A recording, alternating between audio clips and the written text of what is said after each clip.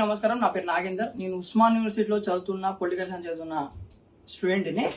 ఈరోజు రాష్ట్ర ఉప ముఖ్యమంత్రి, రాష్ట్ర డిప్యూటీ సీఎం బట్టి విక్రమార్క గారికి ఒకటే సవాల్ విసురుతున్నా. సార్ విక్రమార్క గారు, మీరు రండి, యూనివర్సిటీకి మిమ్మల్ని మేము స్వాగతిస్తున్నాం. ఉస్మాన్ యూనివర్సిటీలో ప్రతి హాస్టల్ తిరగండి, ప్రతి ఒక్క విద్యార్థిని ప్రతి ఒక్క రూమ్కి వెళ్ళి అడగండి, మీకు కరెంట్ సమస్య ఉన్నాయా లేదా, మీకు నీళ్ల సమస్య ఉన్నాయా లేదా, మీకు మౌలిక సవలతులు ఉన్నాయా లేవా. మెయిన్ గా మీరు కరెంట్ గురించి అడగండి. వచ్చి మీరు ఎక్కడ నుండి ప్రెస్ మీట్ పెట్టడం కాదు. బట్టి గారు, ఉప ముఖ్యమంత్రి గారు, నిజంగా ఈ రోజు ఒక విద్యార్థిగా, ఉస్మాన్ యూనివర్సిటీ హాస్టల్ ఉండే విద్యార్థిగా నేను మీకు సవాల్ విస్తున్నాను ఈ రోజు.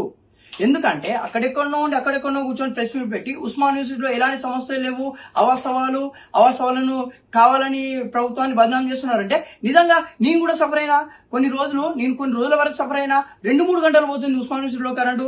మీకు నిజంగా దమ్ముంటే నిజంగా మీరు అక్కడెక్కడ ప్రెస్ మీట్ అవ్వడం కాదు. మిస్టర్ బట్టి విక్రమార్క గారు, రండి యూనివర్సిటీకి వచ్చి గర్ల్స్ హాస్టల్కి పోయి ప్రతి ఒక్కరిని అడగండి, విద్యార్థులను అడగండి, సి హాస్టల్, మంజీరా హాస్టల్, యూనివర్సిటీలో ఉన్న ప్రతి ఒక్క హాస్టల్ అడగండి.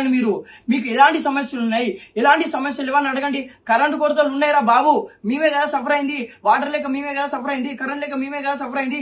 ఎక్కడ నుండి సోప్ డాప్ చేసుకొని అక్కడ ఇంటర్వ్యూలు ఇచ్చుడు కాదు, అక్కడ మీడియా పైన ముందు చెప్పుడు కాదు. ఇంకోటి అడుగుతున్నా, ఈరోజు బల్మూరు వెంకట అనే వ్యక్తి ఎక్కడ పడుకున్నాడు? బల్మూరు వెంకట ఈరోజు విద్యార్థుల కోసం కొట్లాడుతున్న బల్మూరు వెంకట ఎక్కడ పడుకున్నావు? మిస్టర్ బల్మూరు వెంకట ఈరోజు ఉస్మాన్ యూనివర్సిటీ విద్యార్థులు గుర్తుకొస్తలేరా?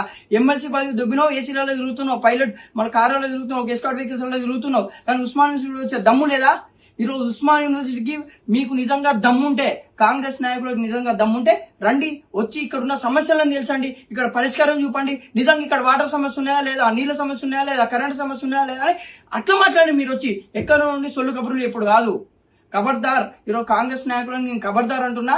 ఎందుకు హెచ్చరిస్తున్నా? ఉస్మాన్ యూనివర్సిటీ విద్యార్థులను హెచ్చరిస్తున్నా. మీరు వచ్చి మా బాధలు పరిష్కరించండి, మా బాధలు తెలుసుకోండి. ఇక్కడ బాధలు ఉన్నాయి రా బాబు, మీరు అక్కడ కూర్చొని ప్రెస్ మీట్లు ఇచ్చుడు కాదు. ఇక్కడ కరెంట్ పోతుంది, నీళ్ళు లేవు. ఈరోజు అమ్మాయిలకు, ఈరోజు రాష్ట్రంలో ఈరోజు బట్టి విక్రమార్క గారి ఇంట్లో కూడా అమ్మాయిలు ఉంటారు, ఈరోజు రాష్ట్రంలో కాంగ్రెస్ నాయకుల ఇంట్లో కూడా అమ్మాయిలు ఉంటారు, ఆడపడుచులు ఉంటారు.